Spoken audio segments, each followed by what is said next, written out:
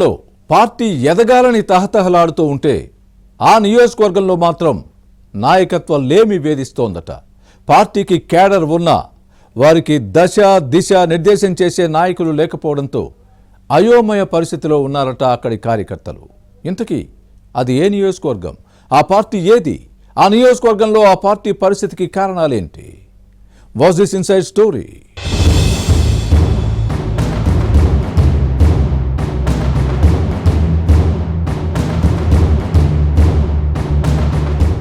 సంగారెడ్డి జిల్లా జహీరాబాద్ నియోజకవర్గంలో కమలం పార్టీని నడిపే నాథడే కరువయ్యారట. ఇప్పుడు గతంలో ఎన్నికల సమయంలో మేమంటూ పోటీ పడ్డారు నాయకులు.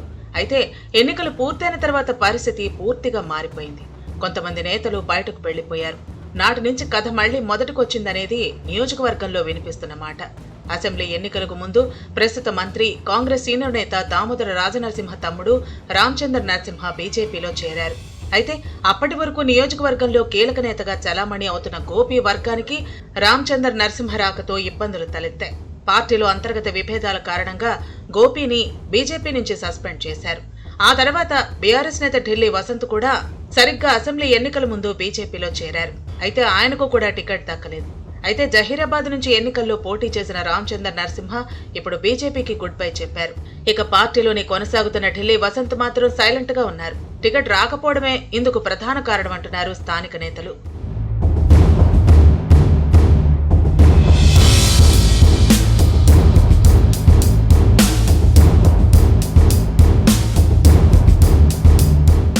వాస్తవానికి తెలంగాణలో అధికారమే లక్ష్యంగా బీజేపీ అగ్రనాయకత్వం పావులు కదుపుతోంది. కానీ జహీరాబాద్ లో మాత్రం పరిస్థితి పూర్తి విరుద్ధంగా మారిపోయింది. నియోజకవర్గంలో పార్టీకి సరైన నాయకత్వం లేకపోవడంతో దిక్కుతోచని స్థితిలో క్యాడర్ ఉందంటున్నారు స్థానిక నేతలు. పార్టీ జిల్లా అధ్యక్షురాలిగా గోదావరి అంజిరెడ్డిని నియమించిన తర్వాత కార్యక్రమాలు జోరందుకున్నాయి. జహీరాబాద్ లో కూడా పార్టీ కార్యక్రమాలను అప్పుడప్పుడు జైపాల్ రెడ్డి నిర్వహిస్తున్నారు.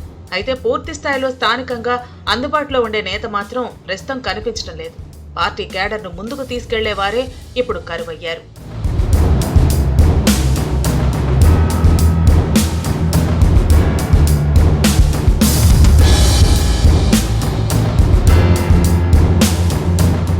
రాష్ట్ర సరిహద్దు ప్రాంతమైన జహీరాబాద్ లో కమలం పార్టీకి బలమైన క్యాడర్ ఉన్నప్పటికీ నాయకత్వ సమస్య తీవ్రంగా వేధిస్తోంది. ఇదే కారణంతో పార్లమెంటు ఎన్నికల్లో పార్టీకి ఆశించిన మేర ఓట్లు రాలేదు. నియోజకవర్గానికి ఇన్ఛార్జి లేకపోవడంతో అసెంబ్లీ ఎన్నికల తర్వాత ద్వితీయ శ్రేణి నేతలు కార్యకర్తలు తీవ్ర నిరాశ చెందుతున్నారు. ఫార్మాసిటీ భూసేకరణకు వ్యతిరేకంగా ప్రస్తుతం జహీరాబాద్ నియోజకవర్గంలో బీఆర్ఎస్ నిరసనలు తెలియజేస్తోంది. అలాగే ప్రభుత్వ సంక్షేమ పథకాలు 6 గ్యారంటీల అమలు అంశాలను కాంగ్రెస్ నేతలు విస్తృతంగా తీసుకెళ్తున్నారు. కానీ బీజేపీలో మాత్రం సరైన నేత లేకపోవడంతో స్తబ్దత నెలకొంది. దీంతో పార్టీ శ్రేణులు తీవ్ర నిరాశ వ్యక్తం చేస్తున్నారు.